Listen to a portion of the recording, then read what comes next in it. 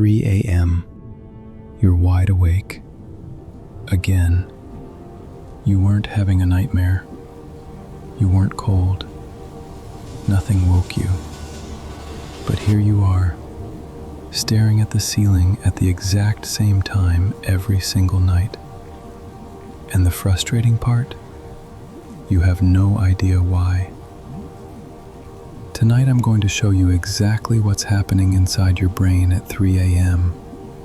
and why your body keeps doing this even when you're completely exhausted. Picture this. It's been a long day. You finally fall asleep, and for a few hours, everything is fine. Then something pulls you awake.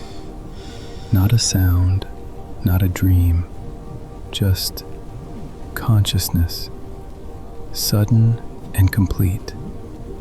You check your phone, 3:07 a.m. You put it down, close your eyes, but your mind is already running. You start thinking about tomorrow, about that conversation, about everything you didn't finish. An hour passes, maybe two, and by the time you finally drift back off, your alarm is almost ready to go. You wake up more exhausted than when you went to bed, and you have no idea why your body keeps doing this to you. The answer is inside your brain, and it's been there all along. Let's talk about what's actually happening. Your body runs on a 24-hour internal clock called the circadian rhythm. And built into that clock is a precise schedule of hormones that rise and fall at specific times throughout the night. Here's what that schedule looks like. In the first half of the night, your body releases a hormone called adenosine, which builds up during the day and creates sleep pressure.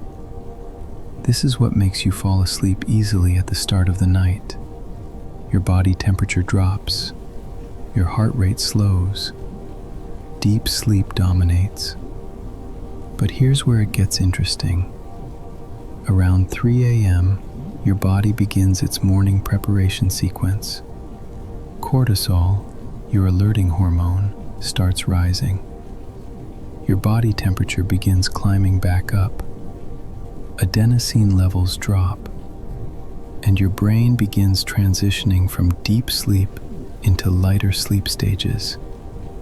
This is completely normal. Every human body does this. The 3 a.m. transition is a built-in biological checkpoint, not a malfunction. So why do some people sleep straight through it, while others wake up and can't go back to sleep?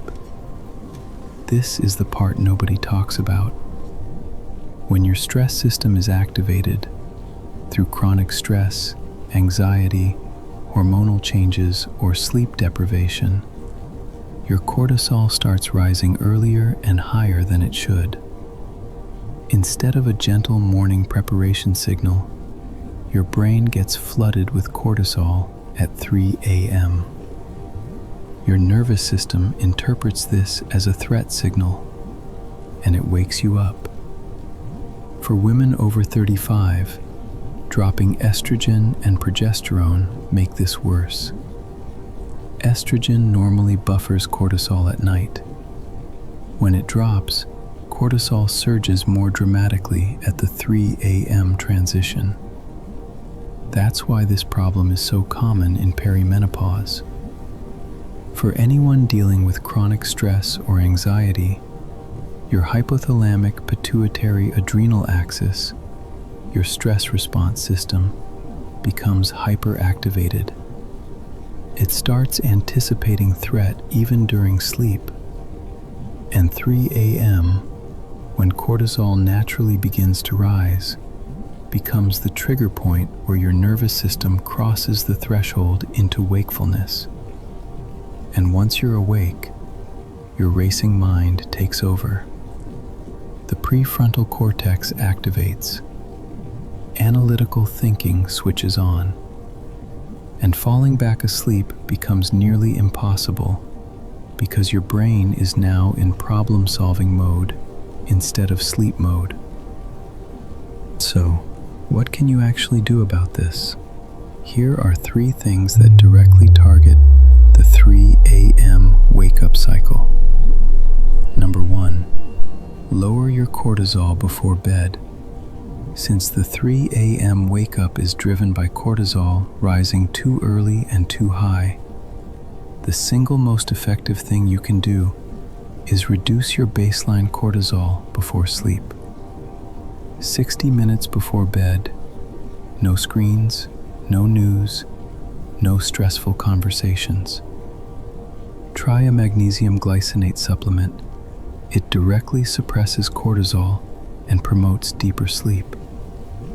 A warm bath 90 minutes before bed triggers a body temperature drop that signals deep sleep to your brain.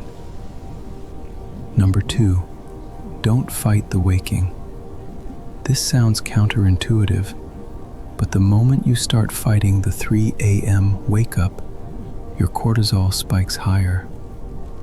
Frustration and clock watching activate your stress system. Instead, if you wake at 3 a.m., do not check your phone. Do not look at the clock. Breathe slowly. Keep your eyes closed. Your body's natural cortisol curve will peak and begin dropping within 20 to 40 minutes. If you don't activate your stress system, most people drift back to sleep naturally within that window. Number 3, anchor your cortisol rhythm. Cortisol follows your circadian clock. The most powerful way to regulate it is morning light exposure within 30 minutes of waking. This sets the timing of your entire cortisol curve for the day, including when it rises at night. Consistent wake times, morning light, and reduced evening stress all work together to push the 3 a.m. cortisol peak back to where it belongs, closer to 5 or 6 a.m. If you want the full system for fixing this, it's all in the Sleep Reset Kit. Link is in the description. Next week, we're going even deeper.